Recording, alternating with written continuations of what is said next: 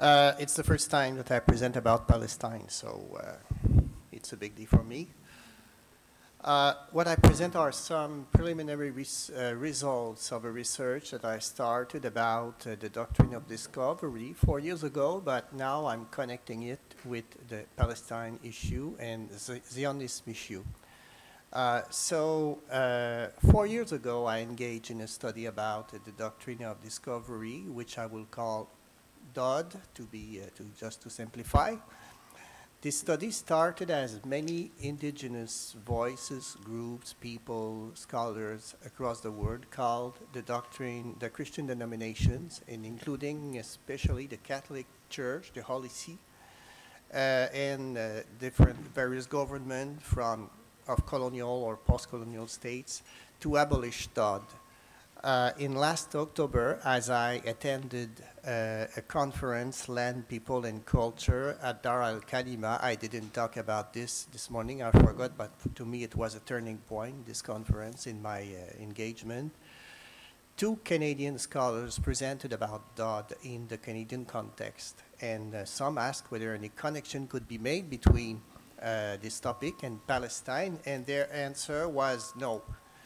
So after that, we continued to talk together, and the DOD they had in mind, and which origins are dated mainly back to the end of the 15th century and later, and after that, it's closely connected to the idea of discovery, so discovering lands. So no need to say that Palestine was not exactly a newly discovered land at that time, and it has never been actually. So it's understandable, but however, DOD is an indigenous issue, and the people of Palestine is an indigenous people, submitted to the very settler colonialism endured by the other indigenous people. I also noticed a similarity between both colonial contexts, the concept of terra nullius, or vacant land, empty land. Vacant land, which is connected with DOD, and which is explicitly used about Palestine, a land without people. According to the terra nullius principle, some human presence prior to a colonial settlement is declared irrelevant juridically. Such a land is vacant, nullius, empty. The people who live there have no land title.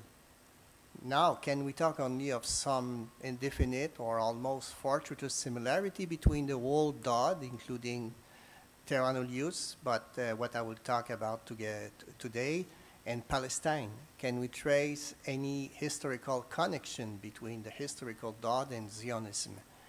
It's my contention that finding out some factual connection between DOD and Palestine can be helpful for the colonial theology and activism after Gaza. I won't have time to engage in this. It will be for the next time. So this is the plan of my presentation. I will present as shortly as possible the concept, the sources of DOD, the contestation, and the call for its abolition. After that, I will ask the question, is there any connection with Palestine? And I will, in the last part, which is the most important in my view, I will talk about Christopher Columbus, the idea, the doctrine of discovery, and Palestine. So, about the doctrine of discovery, what is it? It's a very complex issue. I could quote the report of the TRC Commission of Canada in 2015, who wrote, "These are mainly arguments based on two basic concepts." I quote only the first one. "The God of the Christians gave the Christian nations the right to colonize the lands they discovered on the condition that they convert the indigenous population." When we talk about the doctrine of discovery and its relation to the Catholic Church, we think especially about three papal bulls, but not only that, but the most important part are, first one, Dum Diversas, from Pope Nicholas V in 1452, Romanus Pontifex from the same Pope in 1455.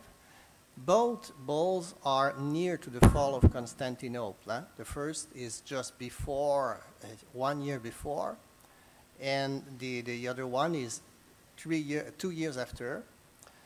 They grant the crown of Portugal the possession, a monopoly over the various land for his military support against the Saracens in the Mediterranean. And the third one is Inter Cetera from Pope Alexander VI in 1493.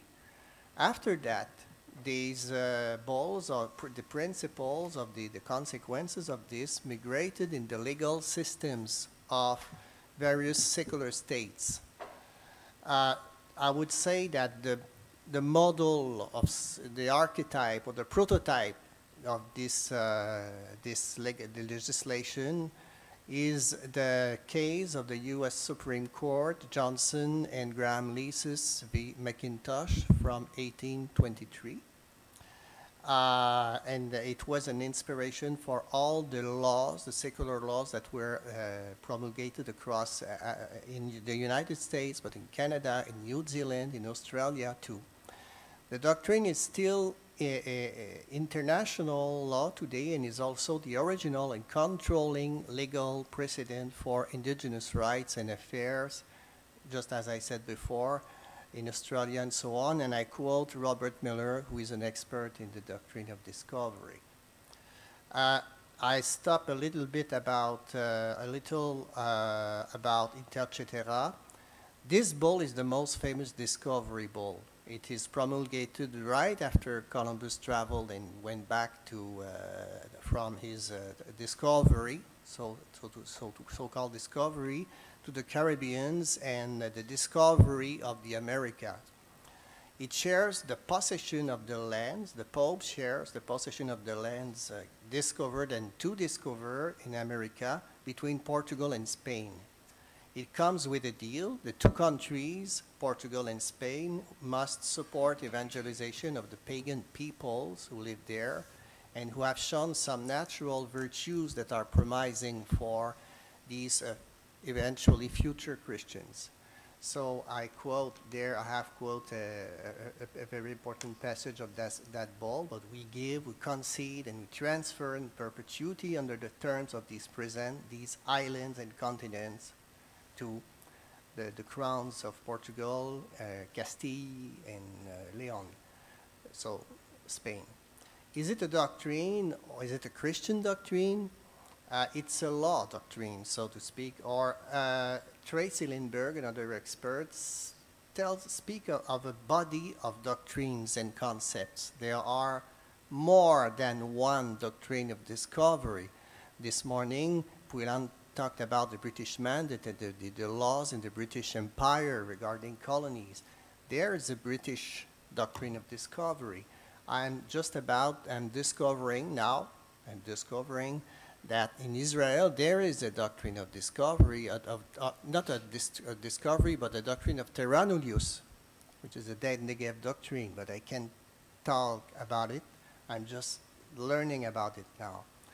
So the concept is very clear because they are not inhabited in a significant way with regard to a Eurocentric terminology, for example, cropping, sedentarity, a land population by non-Christians and discovered by a Euro-Christian subject is considered as vacant and therefore available for colonization. So it's very similar to, we talked about whiteness, but many people talk about white Christianity. It's a very good example of this. Now, several indigenous authorities and authors have called for the repudiation or abolition of the doctrine. According to the United Nations Permanent Forum on Indigenous Issues, DOD continues to impede the legal recognition of indigenous land rights.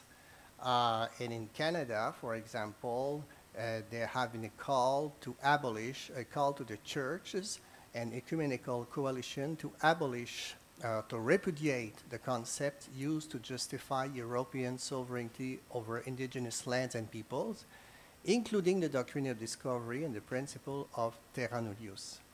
Some secular and Christian authorities responded favorably, but and the Holy See is among this. In 2023, the Holy See's response was that the papal bulls that are concerned have already been invalidated de facto for centuries in the Catholic Church. And the other part is that the Dodds principles that you can find, for example, in Johnson v. McIntosh of the Supreme Court of the United States have nothing to do with the Christian principles, a Christian doctrine, a Christian faith, and never had. So does it mean that theology is no longer concerned by the Dodd? By any way, it still is, in my view. So what is the connection with Palestine? Okay, because first you could say that there's no connection with Palestine or that there is a connection with Palestine. The answer number one, there is no connection with Palestine. What would be the argument? First, it's not a terra nullius, just as I said before. The first argument for the Crusades was not the taking of new lands and properties, but the defense of the Christians in the Holy Land whose possessions were taken by the Saracens. It was the argument. After that, even though Dum Diversas is related to the fight against the Saracens in the Mediterranean, as is Romanus Pontifex in a lesser extent, for the medieval church in Western Europe, Palestine is not a newly discovered land. And finally, Johnson v. McIntosh present a new conceptual frame for denying land titles to the American Indians, and there's no reference at all to Palestine in that case. So we could say that there's no connection. But the answer number two would be that there is some connections between Dodd and Palestine. First, just as I said before, Dum Diversas and Romanus Pontifex make explicit connections with the Saracens in a crusade context at the end of the crusades, so to say, and a reference to enemies of Christ, namely the Muslims. So they are crusades bulls. We can see the first doctrine of discovery as an annex of the Holy War against the Muslim people and against any non-white Christianity, because crusades were racialized already at that time.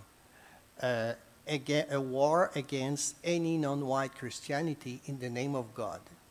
It's not that far from Palestine.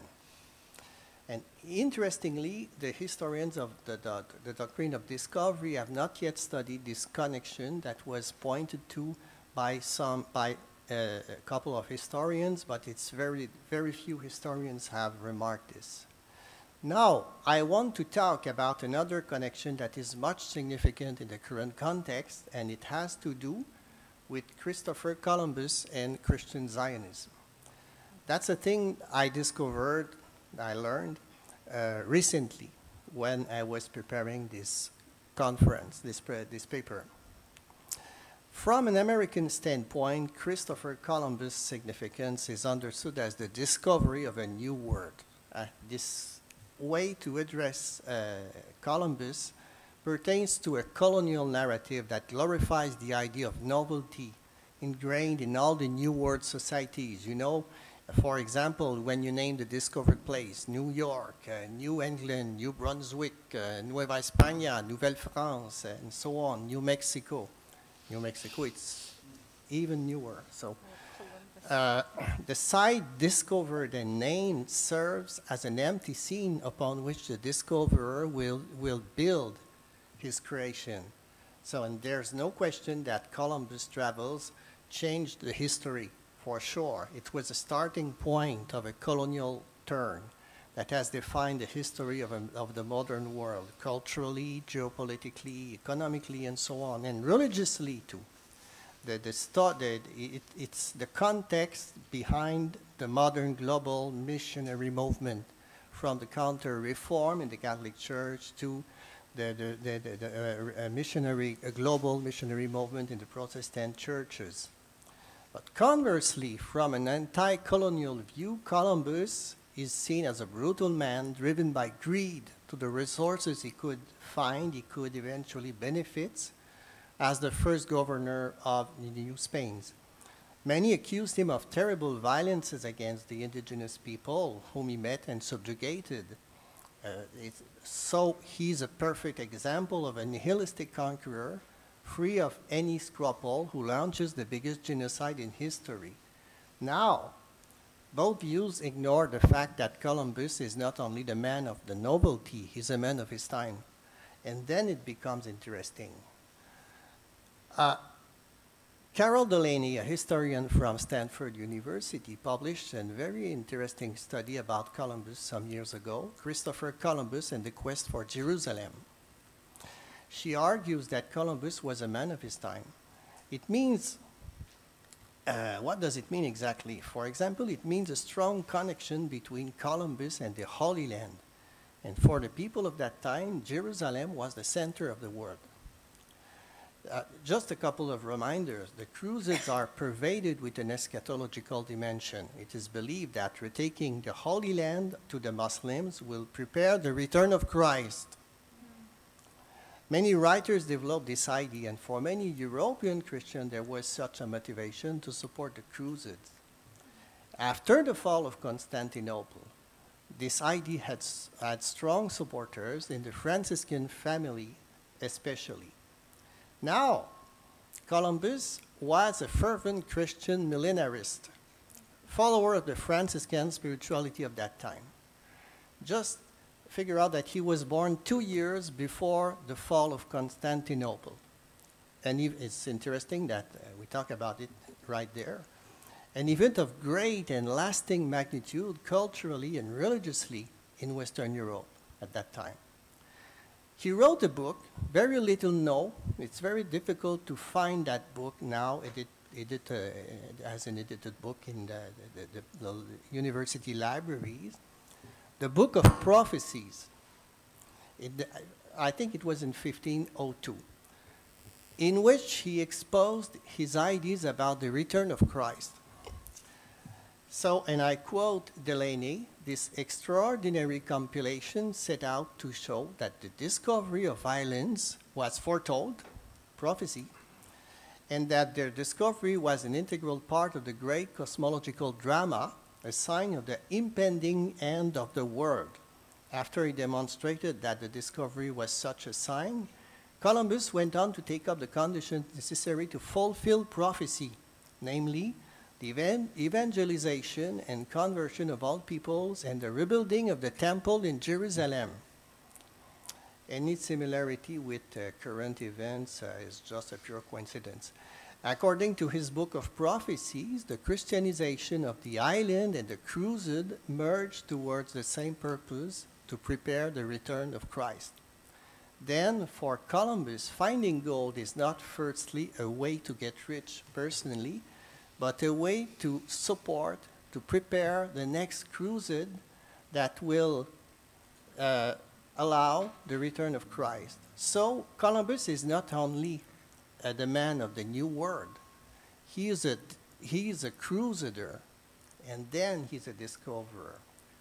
So what I want to point out is that to Columbus, the crusade and the discoveries and evangelization are two faces of the same coin. And most obviously, for many Christians who support altogether settler colonialisms in the Americas and in Palestine. So Delaney writes that today, the apocalyptic vision that inspired Columbus is very much alive among some contemporary Christians and in slightly different forms among certain adherents of Judaism and Islam.